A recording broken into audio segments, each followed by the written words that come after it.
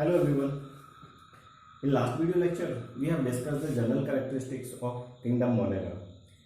तो kingdom Monera के कुछ मेंबर्स हमने डिस्कस किए थे वहाँ पे archaebacteria, eubacteria, cyanobacteria, mycoplasma, actinomycetes. ठीक है, तो वन बाय वन उन मेंबर्स की कैरेक्टरिस्टिक्स हमें डिस्कस करना था. Let's start the member archaebacteria. ठीक है, तो आर्कीबैक्टीरिया जो है they are the most primitive bacteria. सबसे पहले बैक्टीरिया है जो कि अर्थ के ऊपर आए थे. ठीक है, इस वजह से इनको मोस्ट प्रिमिटिव और इसको लिविंग फॉसिल्स भी बोला जाता है, ओल्डेस्ट लिविंग फॉसिल्स भी बोला जाता है. Basically evolutionary they are the primitive. इसका एक एक स्टेटमेंट जो है वो एक अपने आप में क्वेश्चन है. ठीक है, तो स्टेटमेंट को अच्छे से ध्यान में रखना. तो आर्कीबैक्टीरिया जो है दे आर द मोस्ट और इवोल्यूशनरी सबसे प्रिमिटिव बैक्टीरिया है. ठीक है, they are primitive bacteria. They first to be born on the planet. सबसे पहले जो प्लेनेट्स के ऊपर आए, क्वेश्चन देता है वहां से कि which of the following bacteria first come on the planets. Archaebacteria, eubacteria, cyanobacteria या none of these. Then our answer will be the archaebacteria. Basically दूसरा thing, they are the present nowadays with their primitive character. वो आज भी available है basically अपनी primitive characteristic के साथ. That's they are considered as the oldest living fossils. ये NEET के अंदर कई बार क्वेश्चन देता है कि which of the following microorganism is considered as the oldest living fossils basically. ठीक है, तो सबसे पहले आए थे लेकिन आज भी अवेलेबल है. ओल्डेस्ट तो इस वजह से बोला है क्योंकि they first occur on the earth. ठीक है, first they develop on the earth basically. That's why the oldest. अभी भी प्रेजेंट है, that's why the living fossils basically. ठीक है, तो ऑल बैक्टीरियाज इनका जो नेचर है वो दे ऑब्लिगेट एनारोबिक्स है. ये भी उनका एक इंपॉर्टेंट कैरेक्टरिस्टिक्स है. They are obligate anaerobics in the sense they are sticked to anaerobic conditions. अगर आप इन बैक्टीरियाज को ऑक्सीजन अवेलेबल करवाओगे, ठीक है, तो these bacteria unable to survive. वो सर्वाइव नहीं करेंगे. सच बैक्टीरिया जो such micro organism considered as the obligate anaerobics. ठीक है, दूसरे ऐसे भी होते हैं जो कि ऑब्लिगेट एरोबिक होते हैं. They are stick to aerobic conditions. उनको ऑक्सीजन चाहिए. अगर आपने उनको ऑक्सीजन अवेलेबल नहीं करवाया तो they unable to perform they unable to survive basically. ठीक है, तो इनका रेस्पिरेशन कैसा है, ये they are the obligate anaerobics. और क्वेश्चन पूछता है कि archaebacterias are obligate anaerobics, obligate aerobics, facultative anaerobics और फैकल्टेटिव एरोबिक्स बेसिकली. तो answer will be the obligate anaerobics. ठीक है, माइंड में रखना क्वेश्चन को. They are different, they are differ from the another archaebacteria, eubacteria. उनसे डिफरेंट जो normal bacteria है, यूबैक्टीरिया जिनको हम बोलते हैं, ठीक है, उनसे ये डिफर है इन डिफरेंट रेस्पेक्ट. आर्कीबैक्टीरिया जो होंगे they are not similar to, they are not exactly similar to the eubacteria और true bacteria. Why they are differ from the eubacteria in these respect. अब वो रेस्पेक्ट क्या क्या है basically कि यहाँ पे दूसरा पहला थिंग है थर्मोकोकस, मिथेनोकोकस, Methanobacterium exemplify the archibacteria that contain the proteins homologous to the eubacteria core protein, homologous to the eukaryotic core proteins basically. ठीक है, यहाँ पे नॉर्मली क्या होता है कि बैक्टीरियाज के पास जो डीएनए होगा उसके पास हिस्टोन प्रोटीन्स नहीं होता डीएनए के पास. ठीक है, जैसे कि हमने अभी थोड़ी देर पहले जेनेटिक कैरेक्टरिस्टिक्स के अंदर डिस्कस किया था कि जेनेटिक मटेरियल जो होता है बैक्टीरियाज का, ठीक है, या मोनोगन्स का, do not have the histone proteins. But यहाँ पे इन बैक्टीरियाज के पास, आर्कीबैक्टीरियाज के पास उसकी होमोलोगस प्रोटीन्स प्रेजेंट होंगी. होमोलोगस इन द सेंस कि वो फंक्शनली डिसिमिलर है लेकिन स्ट्रक्चर उसका सिमिलर है बेसिकली. तो स्ट्रक्चर सिमिलर होने के बाद लेकिन फंक्शनली वो कैसे डिसिमिलर प्रोटीन से या फंक्शनल डिसिमिलर. ऐसी प्रोटीन्स को हम बोलते हैं कौन सा, होमोलोगस प्रोटीन्स बेसिकली. ठीक है, तो कुछ बैक्टीरिया थर्मोकोकस, मेथेनोकोकस, मेथेनोबैक्टीरियम, उनके पास क्या है, ये कोर प्रोटीन जो होगी ना वो उनके होमोलोगस है यूकैरियोटिक सेल्स के. अब वो कोर प्रोटीन्स कौन सी होगी, जो डीएनए के अंदर एसोसिएटेड है बेसिकली. दूसरा things they are cell wall. फिर जो सेल वॉल होगी वो cell wall is not made up of the peptide, जो कि नॉर्मल जो बैक्टीरियाज हैं यू बैक्टीरिया जो है, यू बैक्टीरिया के केस में उनकी जो सेल वॉल है, this cell wall, the cell wall is made up of the peptidoglycan. ये पेप्टाइडोग्लाइकन का बना होता है, पेप्टाइडोग्लाइकन, ग्लाइकन। और पेप्टाइडोग्लाइकन जो है ये इसको म्यूरिन भी बोलते हैं, म्यूरिन, ठीक है। तो पेप्टाइडोग्लाइकन जो है वो म्यूकोपॉलीपेप्टाइड का, या फिर ये it is the polymer of नाम एंड नाल, उनका पॉलीमर है यू बैक्टीरिया के केस में। In case of you bacteria, true bacteria जो होंगे उनके केस में जो सेल वॉल है, तो cell wall is made up of peptidoglycan.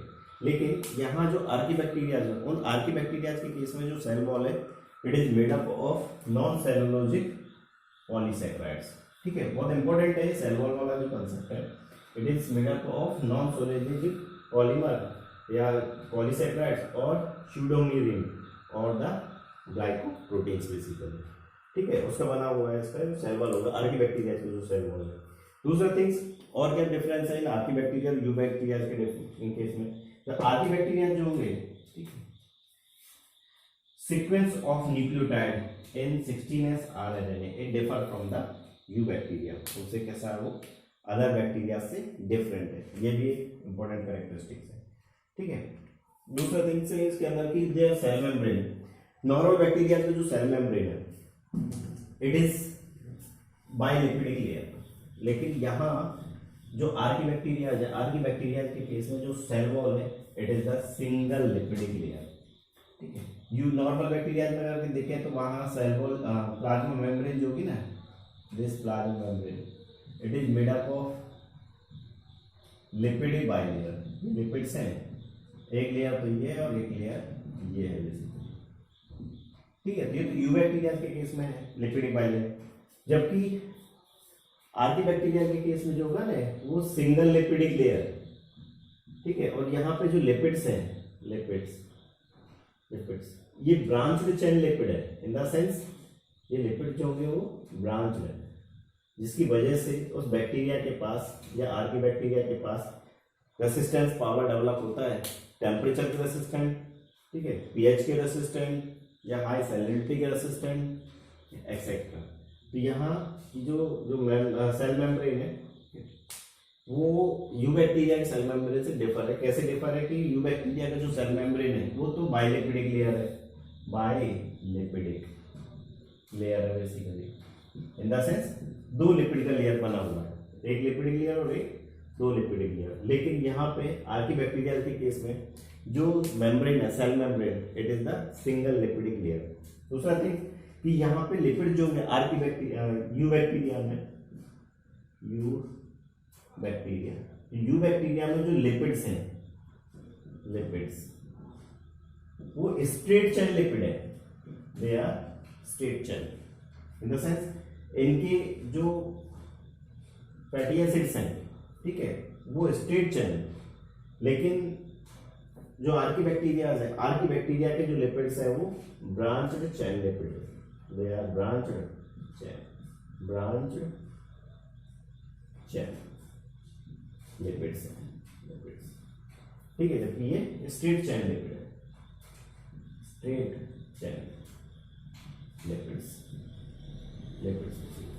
ठीक है। तो इनकी मेम्ब्रेन के अंदर भी डिफरेंस है। यू बैक्टीरिया की मेम्ब्रेन जो होगी वो बाइलिपिड लेकर है, जबकि आर्कीबैक्टीरिया की जो मेम्ब्रेन है, आर्कीबैक्टीरिया की जो लेयर है या मेम्ब्रेन है वो सिंगल लिपिडिक लेयर है, और उसमें भी लिपिड कैसे हैं, ब्रांच चेन लिपिड, जिसकी वजह से क्या है उस बैक्टीरिया के पास रेसिस्टेंट पावर डेवलप होता है, ठीक है। Their cell membrane is not unit membrane, ठीक है। जबकि जो यू बैक्टीरिया जो होंगे उनकी जो मेम्ब्रेन है वो एक यूनिट मेम्ब्रेन है basically, it is a single layer, पता है ये सिंगल लेयर बना हुआ है, और ब्रांच चेन लिपिड, और ब्रांच चेन लिपिड। ध्यान रखना कि जो आर्कीबैक्टीरिया, उस आर्कीबैक्टीरिया की जो सेल मेम्ब्रेन है उसके अंदर जो लिपिड्स होंगे they are the branch chain lipids, ठीक है, which have more resistant ability, जिसकी वजह से क्या है, उन बैक्टीरिया के पास, आर्की बैक्टीरिया के पास मोर रेसिस्टेंट पावर डेवलप होता है, टेम्परेचर के रेसिस्टेंट, पीएच के रेसिस्टेंट, सैलिनिटी के रेसिस्टेंट एक्सेट्रा, ठीक है, as compare to the eubacteria. ठीक है, तो लिखा है कि यू बैक्टीरिया के कंपेरिजन में इनके पास जो है वो लिपिड जो है वो बाइलेयर सिंगल लेयर लिपिडिक चेन है। If they not affected by the high temperature, high salinity, high radiations or pH, उनके चेंजेस से उसके ऊपर कोई फर्क नहीं पड़ता। ठीक है, तुम्हारा क्वेश्चन पूछता है कि आर्की बैक्टीरिया के पास ऐसा क्या होता है जिसकी वजह से they can survive in extremely harsh conditions. Then answer will be the cell wall as well as plasma membrane. ठीक है, जो कि उसको रेसिस्टेंस पावर प्रोवाइड करता है बेसिकली। ठीक है, so archaebacteria are found in extremely harsh or unfavorable conditions. So they are the some general characteristics of the archaebacteria. अब ये जो archaebacteria है, इन archaebacteria को further different groups के अंदर divide किया है, groups of the archaebacteria. They are methanogens, they are halophiles, or they are thermoacidophils, basically groups of archaebacteria, groups of archaebacteria,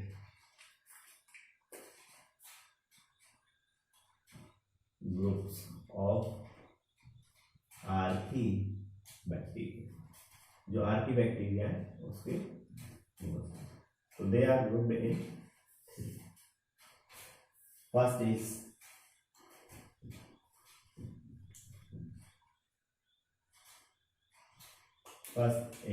methanogens, second is halophiles,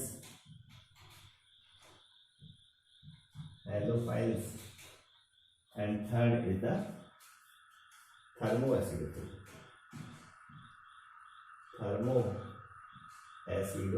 basically. So first is the methanogens, then halophiles, then थर्मोस्यूटल। तो methanogens जो होंगे वो ऐसे bacteria हैं जो कि methane gas producing होंगे। ठीक है, तो यहाँ ये methane gas producing bacteria they are converted the CO2 of the swampy area into the methane gas. ठीक है, दूसरा थिंग्स कि ये जो बैक्टीरियाज होंगे मीथेनोजेंस जो बैक्टीरिया है जो कि मीथेन कन्वर्टिंग बैक्टीरिया है, वो ऑर्गेनिक मैटर को कन्वर्ट करते हैं बेसिकली मीथेन गैस के अंदर। ठीक है, तो दूसरे यहाँ पे एग्जांपल जैसे अगर देखा जाए इनका मिथेनोबैक्टीरियम, मिथेनोकोकस और मिथेनोमाइक्रोबियम, ये एग्जांपल थोड़ा इंपॉर्टेंट है, एग्जांपल थोड़ा ध्यान रखना है इसमें, they are the important examples. ठीक है, मिथेनोजेंस को जो शो करेंगे, तो मिथेनोजेंस जो है they are the bacteria which produces the methane gas from the swampy area और from the marshy area basically. दूसरे thing they also produces the they also convert the organic substances into the methane gas. Organic substances जो वहाँ पे cellulosic material भी हो सकता है basically. तो these bacteria convert the organic substances, that is cellulose, present in the cow dung. That's why the methane gas is also considered as the गोबर gas basically. ठीक है, क्योंकि cow dung के अंदर जो cellulose material present होगा, ठीक है, तो उस cellulose को वो convert करते हैं formic acids के अंदर, और एसिड्स फर्दर कन्वर्ट हो जाते हैं वो मीथेन गैस के अंदर। तो उसका जो पूरा प्रोसेस है, तो फर्स्ट सबसे पहले क्या होता है कि उस जो सेलुलोज है ऑर्गेनिक मैटर के अंदर, उस काउ डंग के अंदर, उसको फर्दर कन्वर्ट किया जाता है सोलुबलाइज फॉर्म में। तो solubilize form is the acids.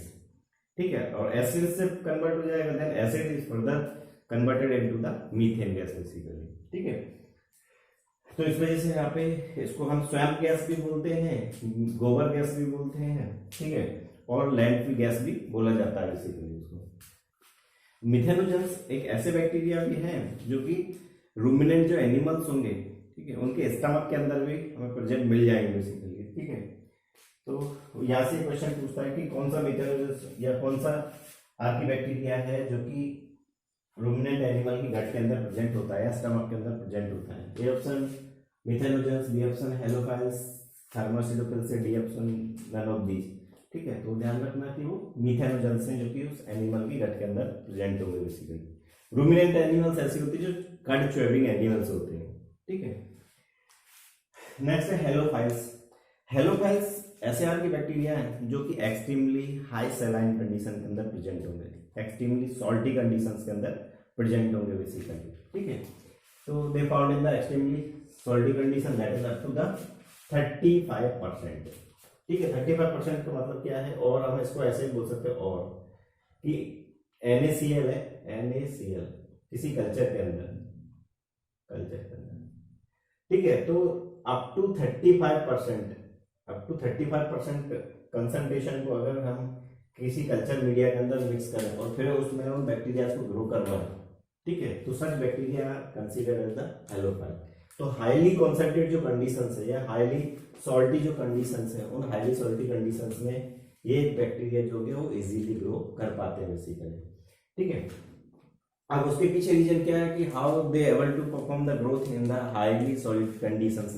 तो वहां पे कई रीजन है उसके कि ये जो बैक्टीरिया है, मिथेनोजन जो बैक्टीरिया जो होगी, तो मिथेनोजन क्या हो गया, अपने इंटरनल जो स्पेस होता है या फिर साइटोप्लाज्म होता है, उस साइटोप्लाज्म के अंदर सॉल्ट की कंसंट्रेशन को इंक्रीज कर लेते हैं। तो जब उनके पास सॉल्ट की कंसंट्रेशन इंक्रीज होगा तो एक्सोस्मोसिस उन बैक्टीरिया से नहीं हो पाता, they easily able to survive in the highly salty conditions, ठीक है। तो ये देखा है यहाँ पे having high salt concentration in intercellular region basically. दूसरा थिंग कि इनकी जो मेम्ब्रेन होगी, उस मेम्ब्रेन के अंदर बैक्टीरिया रोडोफिल एक पिगमेंट मॉलिक्यूल है जो कि प्रेजेंट होता है, जो कि पर्पल कलर का पिगमेंट मॉलिक्यूल है, ठीक है। तो इस बैक्टीरिया रोडोफिल का काम क्या होता है कि सनलाइट को यूटिलाइज करना बेसिकली, ठीक है। एक purple pigment to utilize the light energy for the metabolic reactions, तब जाके वो अपनी मेटाबॉलिक रिएक्शंस को रन कर पाता है बेसिकली, ठीक है। Halophiles are non photosynthetic archaebacteria, ठीक है। जस्ट मटेरियल को ऑक्सीडाइज करने के मटेरियल को ब्रेक करने के लिए वो क्या हो, सनलाइट को यूटिलाइज करते हैं, ठीक है। तो उससे जो एनर्जी होगा, ऑक्सीडेशन से जो एनर्जी रिलीज होगा सनलाइट के बेसिस पे, तो उस रिलीज एनर्जी से वो अपना फूड का सिंथेसिस करते हैं बेसिकली। रेस्पिरेशन इन बैक्टीरिया के अंदर अगर देखा जाए, ठीक है, तो they are the aerobic bacteria, ठीक है। तो they are methanogens and halophiles basically. Next archibacteria is the thermoacidophils basically. Thermoacidophils. Thermo mean temperature, acido in the sense high acidic conditions basically. Thermoacidophils basically.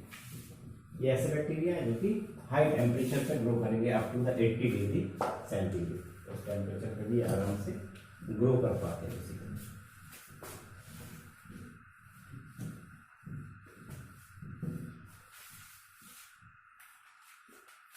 Thermo acidophils,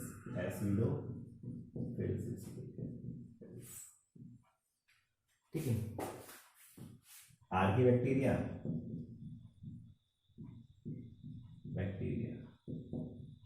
which grows at, which present at high temperature, ठीक है, और hot sulfur springs,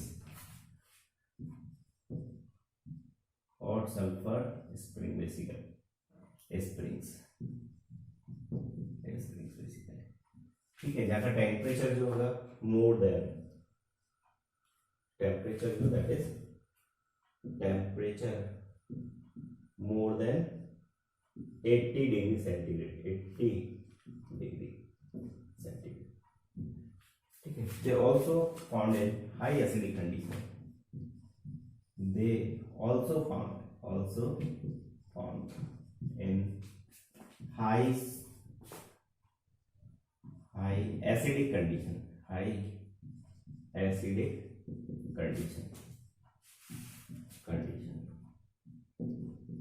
that is up to pH 2,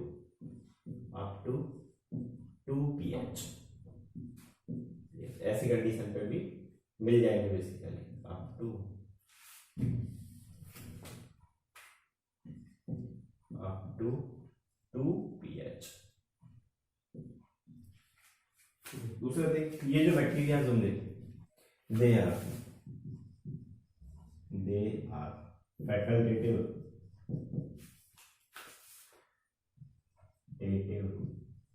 aerobic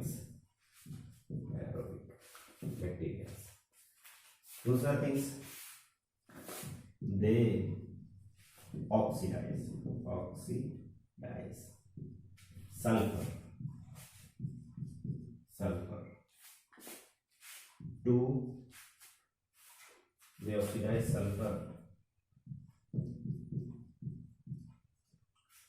to H2SO4 to obtain energy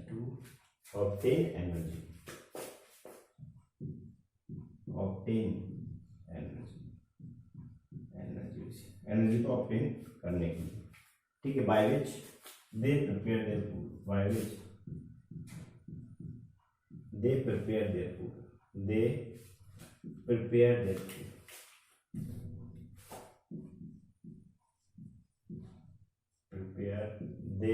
basically their food. Example of thermoacidophils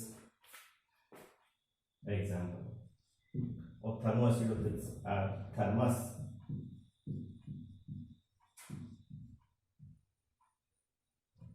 thermolobus, sulfolobus and thermoplasma. Thermus, sulfolobus and thermoplasma.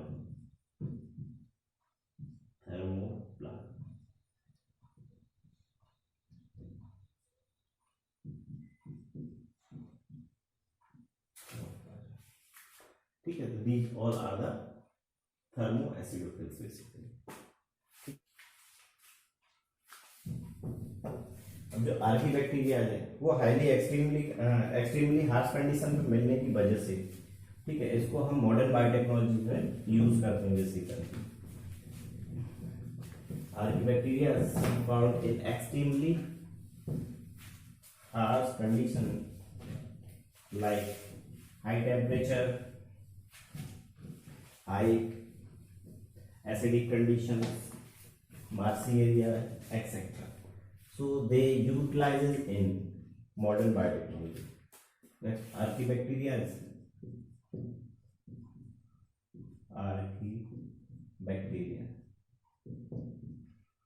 are found in extremely harsh condition. Extremely harsh condition in the sense like high temperature, very low pH,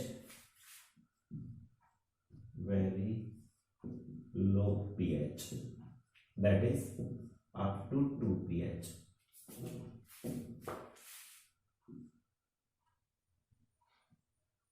and marshy area. So they utilizes it. So the archibacteria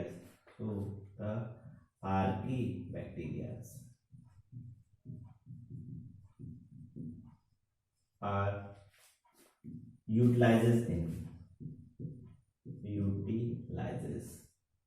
in modern biotechnology.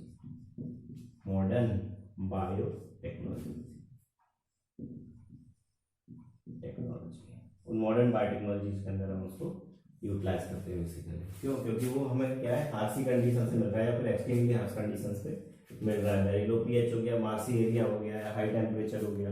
ठीक है. तो इनके जो enzymes होंगे, ठीक है, वो highly resistant है इन थिंग्स के. चाहे वो हाई टेम्परेचर है उसके भी हाईली रेसिस्टेंट है, चाहे वो वेरी लो पीएच है उसके भी हाईली रेसिस्टेंट है. तो उन एंजाइम्स को, ठीक है, उन जीन्स को फर्दर क्या है, मॉडर्न बायोटेक्नोलॉजी के अंदर यूटिलाइज किया जाता है बेसिकली. जैसे थर्मस एक्वाटिकस का एक एग्जांपल है. ठीक है. तो उस थर्मस एक्वाटिकस से क्या है, एक tag DNA polymerase enzyme isolate किया जाता है. ठीक है, तो टैग डीएनए पॉलीमरेज जो एंजाइम होता है उसको हम बायोटेक्नोलॉजी में फर्दर यूटिलाइज करते हैं बेसिकली, ठीक है। तो due to these features the archaebacteria is utilized in the modern biotechnology like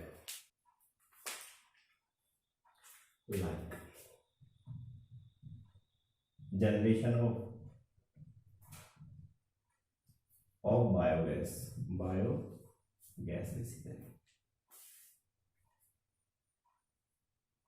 formation of biosensor, इसको बनाने में utilizes in restriction endonuclease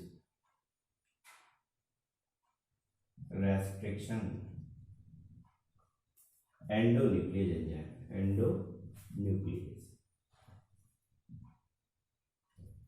enzyme isolation RE uses in cleaving of DNA fragments, in cleaving मतलब काटना, cleaving of DNA sequence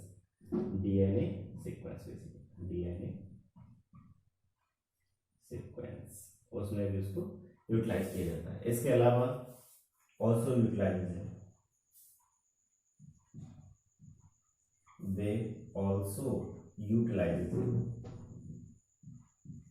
utilizes in bioleaching basically of poor minds, जो poor minds हैं, ठीक है, वहां से बायोलीचिंग में भी उनको यूटिलाइज किया जाता है। Utilises in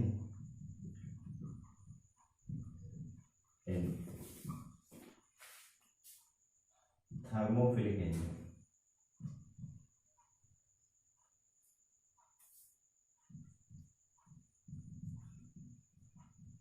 enzyme isolation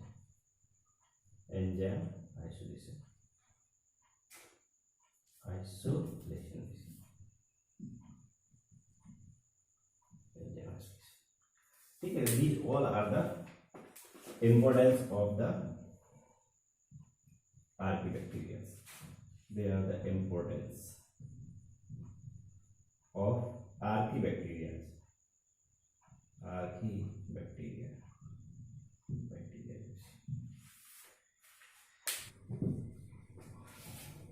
next is you bacteria.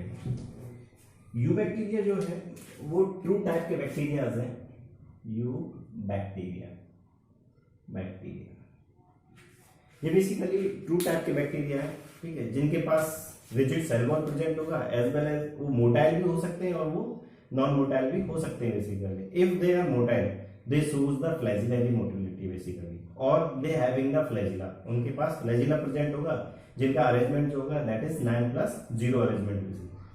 You bacteria का अगर हिस्टोरिकल बैकग्राउंड डिस्कस किया जाए या देखा जाए बेसिकली, तो यू बैक्टीरिया जो है वो सबसे पहले ऑब्जर्व किए थे एक साइंटिस्ट था जिसका नाम था एंटोनी वॉन ल्यूवेनहॉक, ठीक है। उसने 1675 में क्या उन बैक्टीरिया को सबसे पहले ऑब्जर्व किया रेनी वाटर के अंदर, और जो टीथ का स्कम होता है उस स्कम के अंदर, एज वेल एज इस साइंटिस्ट ने ही बैक्टीरिया को बोला था एनिमल फ्लूज बेसिकली। और इसका जो डिस्कवरी था, the discovery was published in the secret of nature discovered by the Leeuwenhoek basically, ठीक है। तो इसका हिस्टोरिकल बैकग्राउंड अगर देखें या फिर इसकी कैरेक्टरिस्टिक देखें तो यू बैक्टीरिया जो है they are true bacteria basically. They are characterised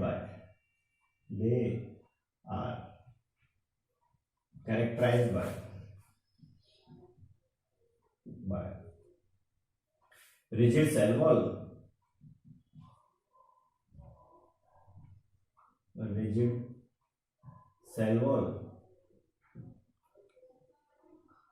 and अगर ये मोटाइल नॉन मोटाइल है, दे मे बी मोटाइल और non motile, they may B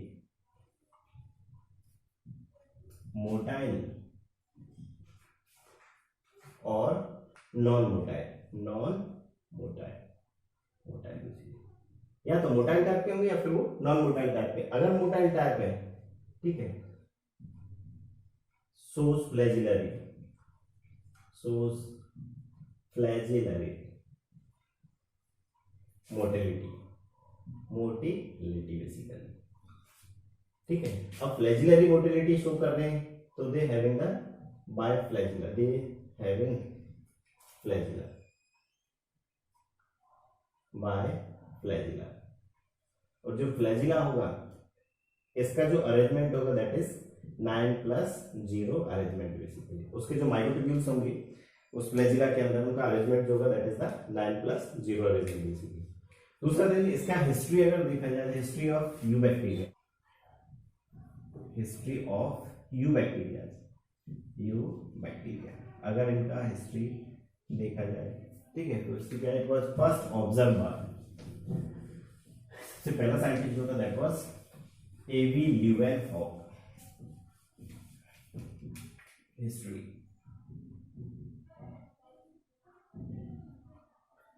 first Antonie van Leeuwenhoek,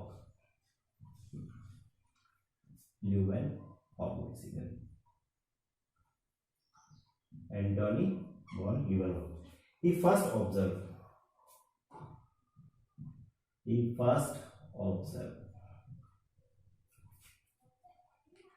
bacteria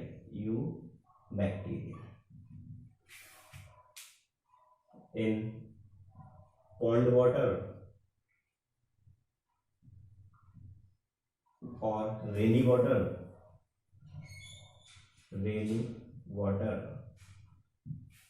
and the scum of teeth, जो teeth का scum है उस scum के अंदर इसने सबसे पहले उनको ऑब्जर्व किया बेसिकली इन 1675, उस 1675 के अंदर basically, in 1675 basically. he called the bacteria, he used the term animal fluid, he used the term animal fluid,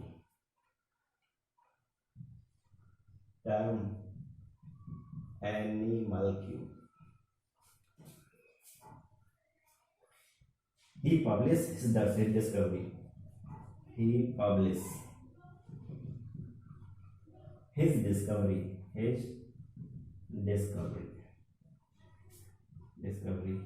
in The Secrets of Nature,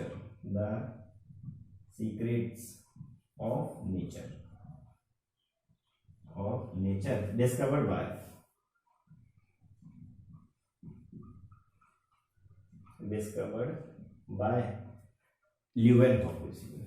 Discovered by Leeuwenhoek. Second scientist F.J.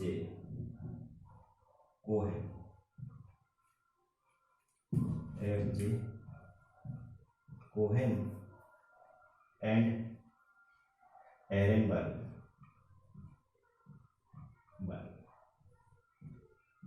They named the bacteria.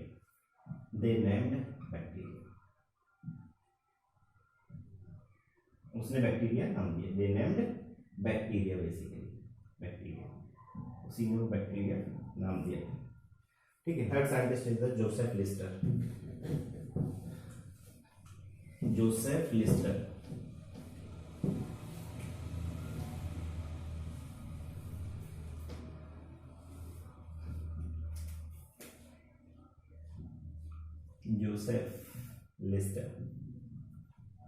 he develops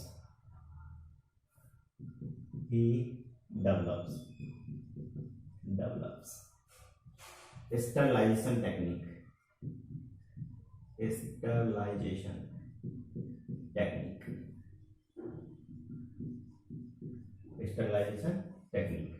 to sterilize the surgical instrument,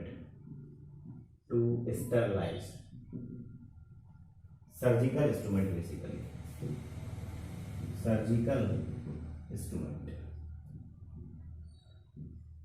instrument, जो surgical instrument थे उन surgical instrument को sterilise करने के लिए उसने इस technique को डेवलप किया था, that was the sterilization technique basically. अब यहाँ जो स्टरलाइजेशन टेक्निक्स है उसका मीनिंग क्या है? द टेक्निक विच फॉर्म या which create the germ free condition. ठीक है, तो जहां कहीं भी जिस प्लेस को जर्म फ्री करना हो, ठीक है, अब चाहे वो किसी केमिकल को लेकर नहीं जर्म फ्री किया जाए या फिर फ्लेम से जर्म फ्री किया जाए, ठीक है, या टैप वाटर के थ्रू उसको जर्म फ्री किया जाए, तो जर्म फ्री कर देने का जो टेक्निक है, germ free condition is considered as the sterilization basically. ठीक है, तो स्टरलाइजेशन का अगर पर्टिकुलर डेफिनेशन अगर दिया जाए, it is development of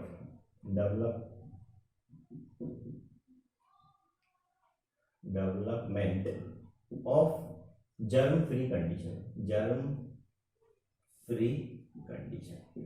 germ free condition develop करने का जो मेथड है या प्रोसेस जो है, they are the sterilization technique basically.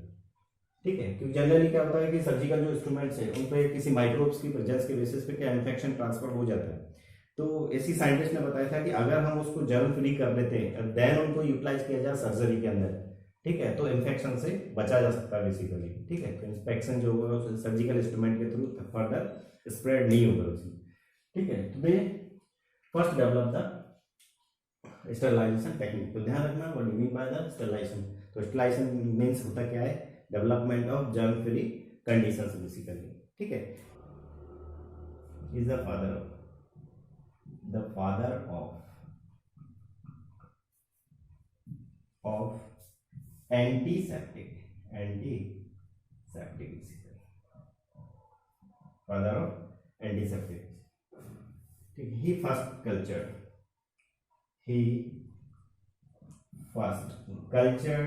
bacteria,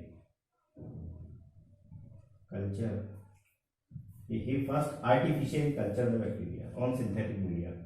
He first artificially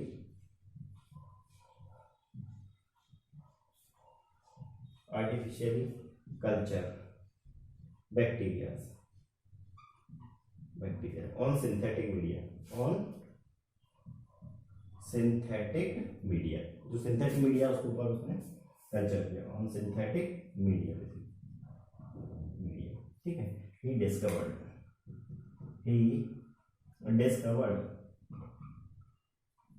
the antiseptic nature. He discovered the antiseptic nature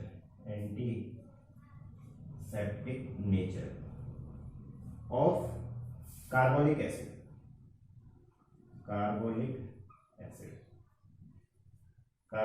का उसने एंटीसेप्टिक नेचर फाइंड आउट किया था। ये भी उसका एक डिस्कवरी था। This all about the Joseph Lister basically. Next is Louis Pasteur. Next scientist is Louis pasture.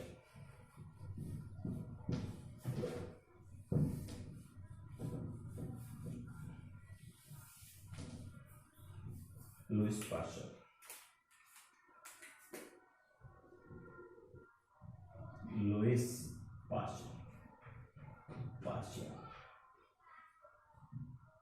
Pasteur. ठीक है, he proposed the germ theory of disease concept as well as he also proposed the concept of pasteurization. Louis Pasteur, he proposed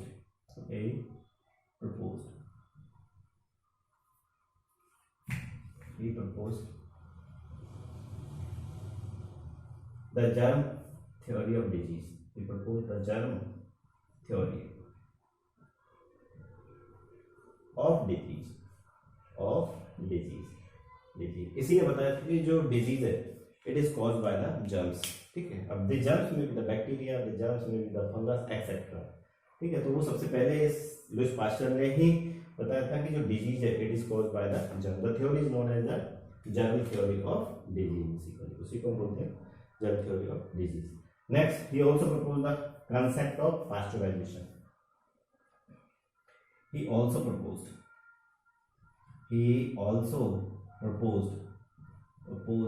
concept of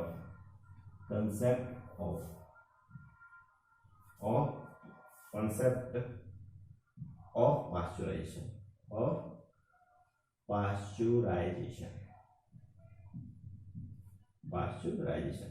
ध्यान रखना ये दोनों ही बहुत important है, germ theory of disease भी important है as well as pasteurization concept भी बहुत इंपॉर्टेंट है। अब पास्चुराइजेशन का मीनिंग क्या होता है? पास्चुराइजेशन जो है वो एक ऐसा प्रोसेस है, वो एक हीट ट्रीटमेंट है जस्ट, ठीक है, जो कि लिक्विड के लिए दिया जाता है। तो उस हीट ट्रीटमेंट के बेसिस पे क्या उस लिक्विड के अंदर, ठीक है, या फिर उस ड्रिंक्स के अंदर, ठीक है, कोई बैक्टीरिया अगर अवेलेबल है तो उस हीट ट्रीटमेंट के बेसिस पे वो डिस्ट्रॉय हो जाता है बेसिकली। और पास्चुराइजेशन के बेसिस पे ही जो टॉन मिल्क होता है, ठीक है, तो उसके ऊपर वो एक्सपायरी डेट भी उसी के बेसिस पे दिया जाता है बेसिकली, ठीक है। तो वो बार बार ट्रीटमेंट अगर करते हैं तो मटेरियल के अंदर या उस लिक्विड के अंदर जो बैक्टीरिया प्रेजेंट है, जो कि उसको पोर्टिफाइड करने के लिए रेस्पॉन्सिबल कर, उसको खराब करने के लिए रेस्पॉन्सिबल जो है, ठीक है, तो उस हीट ट्रीटमेंट के बेसिस पे क्या होता है, वो बैक्टीरिया डिस्ट्रॉय हो जाते हैं, जिसकी वजह से वो थोड़ा टाइम तक रुक पाता है मिल्क जो है, ठीक है। तो उस again and again heat treatment को ही हम बोल रहे हैं क्या, पास्चुराइजेशन बेसिकली। तो यहाँ पास्चुराइजेशन जो कंसेप्ट है ये यूटिलाइज किया जाता है 60 degree centigrade for half an our के लिए, कि किसी लिक्विड को या फिर किसी ड्रिंक को अगर मैं हीट ट्रीटमेंट देता हूँ 60 डिग्री सेंटीग्रेड का, ठीक है, for half an hour, the phenomena the concept is considered as the pasteurization basically. तो उतने टाइम में जो उसके अंदर माइक्रोब्स प्रेजेंट है, ठीक है, वो माइक्रोब्स उसके अंदर डेड हो जाएगा बेसिकली, ठीक है। तो वो जो ड्रिंक है या फिर वो जो लिक्विड है वो कुछ टाइम तक खराब नहीं होगा, ठीक है। तो पास्चुराइजेशन का अगर मैं मीनिंग देखता हूँ, पास्चुराइजेशन है क्या? Pasteurisation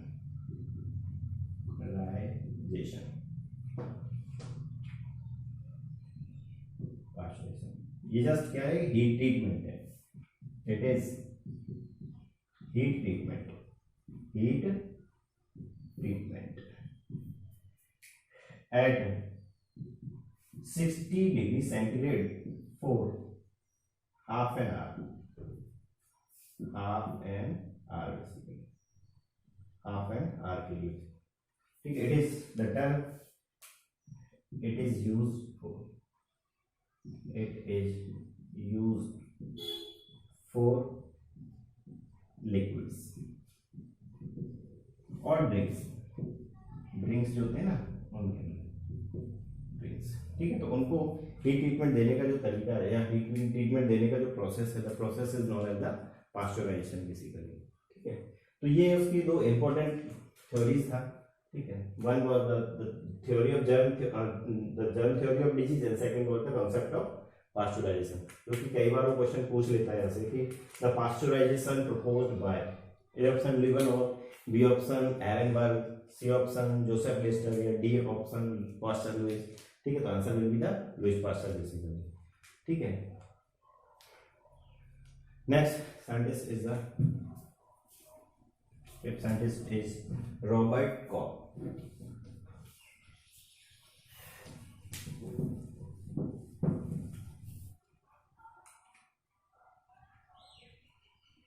Robert Koch. He first obtained pure culture of bacteria. Pure culture of bacteria. Bacteria. ठीक है। दूसरा thing, he discovered bacteria causes anthrax,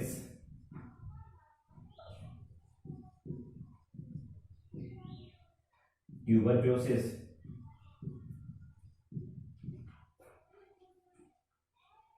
and cholera. He gave Koch postulate. They are the rules that proves that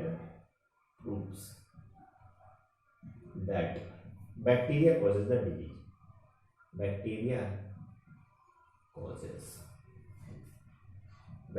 causes diseases.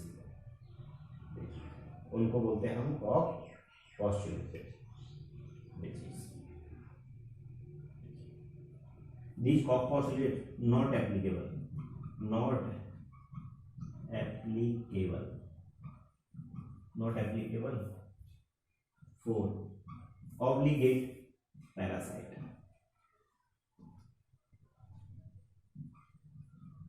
obligate parasite like Mycobacterium leprae, Mycobacterium leprae, ठीक है, उनके लिए applicable नहीं है basically.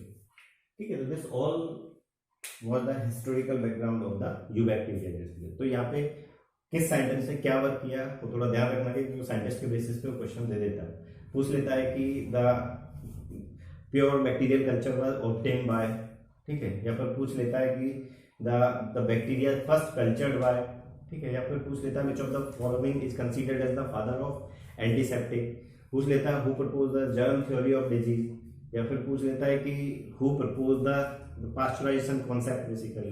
ठीक है, तो ये छोटे छोटे टाइप के क्वेश्चंस इस हिस्टोरिकल बैकग्राउंड से डेवलप होंगे बेसिकली। ठीक है, तो ये टिप्स पे याद होगा बहुत जरूरी है।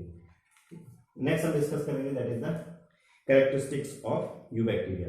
तो वहाँ जो कैरेक्टरिस्टिक्स होंगी, उनका साइज क्या है, उनका शेप क्या है, उनका मोटिलिटी क्या है, एज वेल उनका स्ट्रक्चर क्या है बॉडी का, उनका रेस्पायरेशन कैसे परफॉर्म करते हैं, how they reproduce as well as उनका इकोनॉमिकल इंपॉर्टेंस क्या है बेसिकली। ठीक है, this will all discuss in next video lecture.